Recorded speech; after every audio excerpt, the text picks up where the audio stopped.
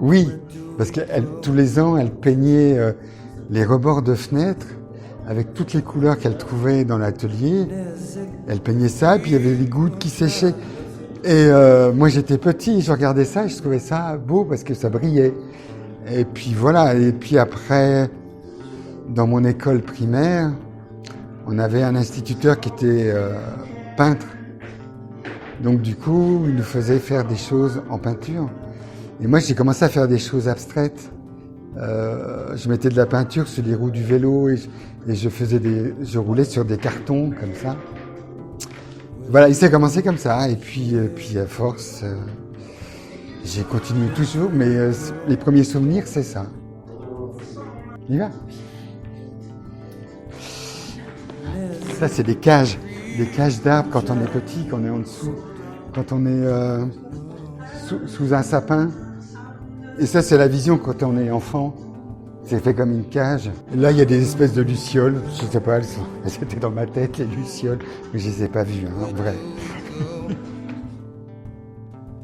Ça, c'est des dessins un peu noirs, si tu veux. C'est fait avec du bitume. Le bitume, c'est comme du goudron.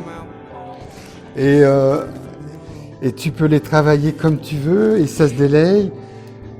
Et ça fait une couleur mate. Et en fait, du coup, ça ressemble presque à des photos. Là, c'était ambiance, nuages, etc.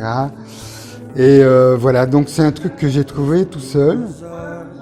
Et je vois que les gens sont très intéressés parce que ça provoque une émotion que moi, je ne savais pas que ça allait provoquer.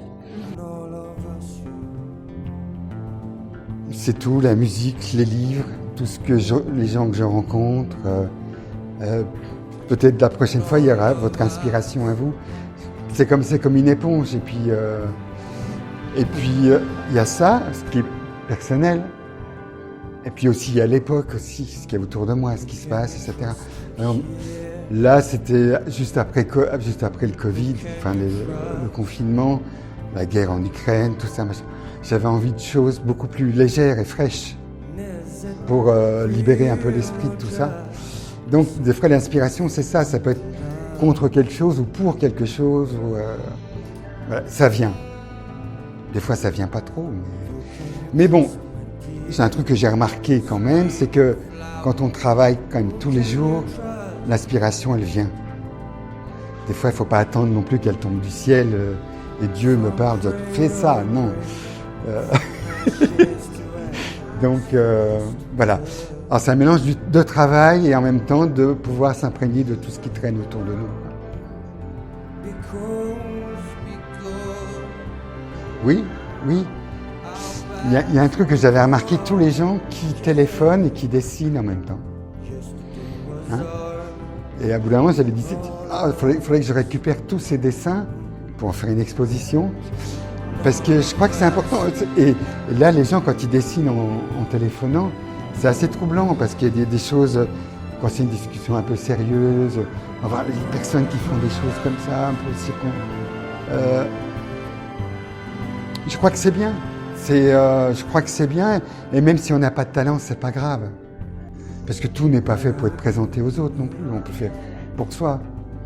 C'est pour ça, moi, j'ai pas d'a priori contre des gens qui peignent le dimanche, qu'on appelle ça les peintres du dimanche. Au contraire, c'est bien. Si ça fait du bien à leur vie et puis à leur famille, tout va bien. Je sais pas. Sincèrement, je ne sais pas ce que ça vaut chaque période, mais je sais que par exemple, au début, je faisais pas mal il y avait ou des animaux ou des humains dans mes peintures. Maintenant, il n'y en a plus du tout. Et plus ça va, plus ça devient l'influence du paysage ou végétal. Mais j'ai enlevé les humains parce que c'était trop peut-être littéraire. Et dès qu'il y a un personnage humain, ça devient trop codé peut-être. Là, c'est un peu plus libre au niveau de l'interprétation. Donc je préfère... Ça, pour moi, c'est plus libre, c'est plus... je peux exprimer un peu de tout comme ça.